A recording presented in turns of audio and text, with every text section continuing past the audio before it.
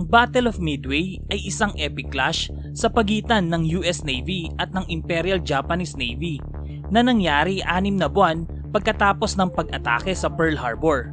Ang makasaysayang tagumpay ng US Navy sa air-sea battle noong June 3 hanggang June 6, 1942 at ang matagumpay na pagtatanggol sa pangunahing base militar na matatagpuan sa Midway Island ang nagwakas sa pag-asa ng Japan na gawing neutral ang Estados Unidos at mabisang binago ang mundo ng ikalawang digmaang pandaigdig sa Pasipiko.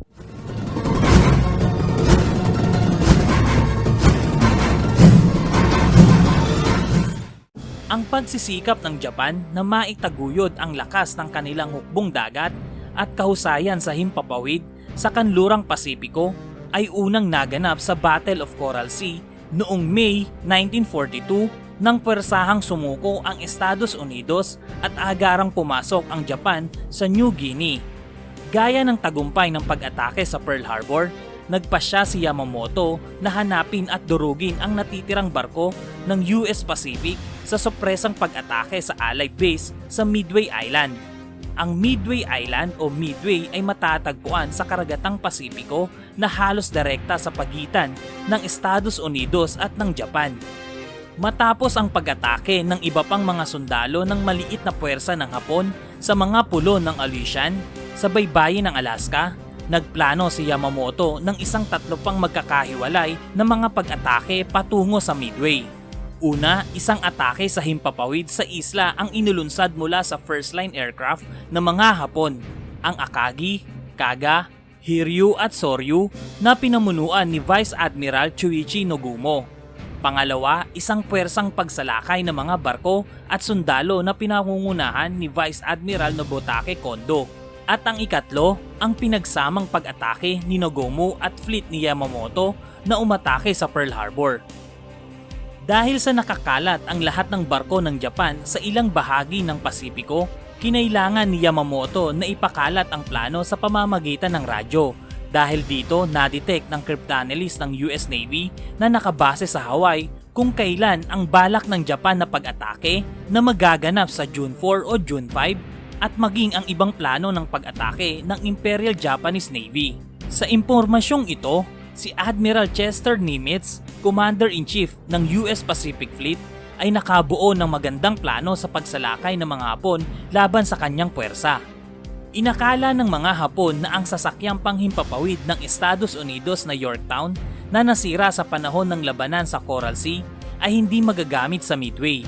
Sa katunayan, ang nasirang carrier ay naayos sa loob lamang ng 2 araw sa Pearl Harbor Navy Yard at umalis noong May 30 upang muling makatipon kasama ang iba pang mga barko ng Estados Unidos malapit sa Midway bilang paghahanda sa pag-atake ng Japan. Matapos ang pag-atake ng mga Hapon sa pulo ng Aleutian noong June 3, isang pangkat mula sa US B-17 Flying Fortress bombers ng Estados Unidos ang lumipad mula sa Midway upang salakayin ang puwersa ng Japan na pinamumunuan ni Kondo na inakala nilang main Japanese fleet. Dahil dito, hindi naging matagumpay ang pag-atake ng Estados Unidos. Ito ay minarkahan bilang first military engagement in the Battle of Midway.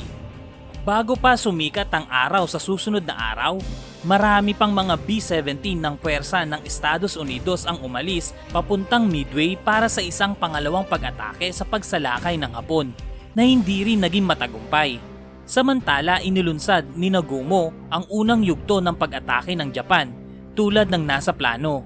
Nagpadala siya ng 108 warplanes ng Japan mula sa 4 na sasakyang panghimpapawid na sasakay papuntang Midway. Dahil dito, nagdulot ito ng matinding pinsala sa base militar ng Estados Unidos.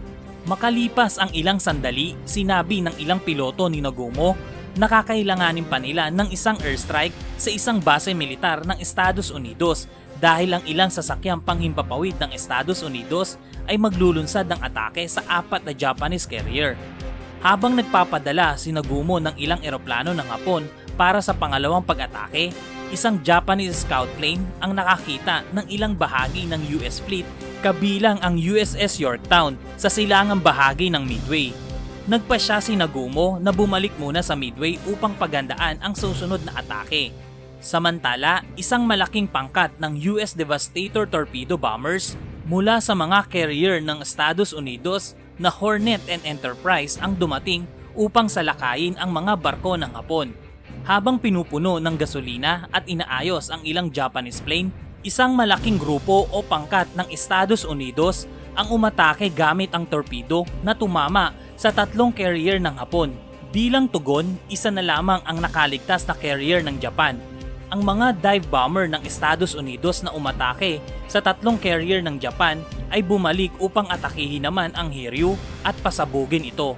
Sumatotal, 4 na Japanese carrier ang pinalubog ng Estados Unidos.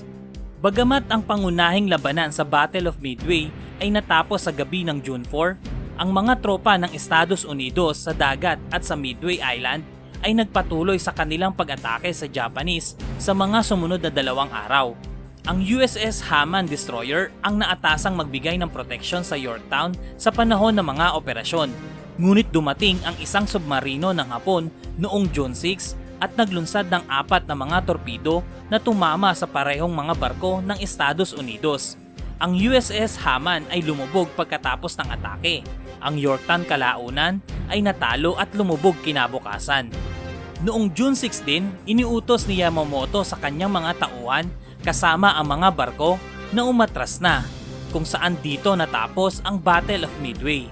Sa kabuuan, ang Japan ay nawalan ng 3,000 sundalo kasama ang mahigit 200 pinakadalubhasang piloto, halos 300 sasakyang panghimpapawid, isang heavy cruiser at 4 na sasakyang panghimpapawid sa labanan. Habang ang mga Amerikano ay nawala ang Yorktown at Haman, kasama ang 145 na sasakyang panghimpapawid at humigit kumulang na 360 na servicemen. Bilang resulta ng tagumpay ng Estados Unidos sa Battle of Midway, inabandona ng Japan ang plano nitong palawakin ang puwersa sa Pasipiko at manatili na lamang na ipagtanggol ang sariling bansa para sa nagaganap na ikalawang digmaang pandaigdig. Dahil sa labanang ito at pagkapanalo ng Estados Unidos, lumakas ang kanilang loob na siya namang pagbagsak ng moral ng mga Hapon na bumago sa mga pangyayari o ikot o galaw ng ikalawang digmaang pandaigdig at pumabor sa Allied Powers. Kung nagustuhan nyo ang videong ito at ang mga ganitong content, bisitahin lamang ang aming Facebook page na Knowledge Power TV. You are one click away from supporting us. Maraming salamat!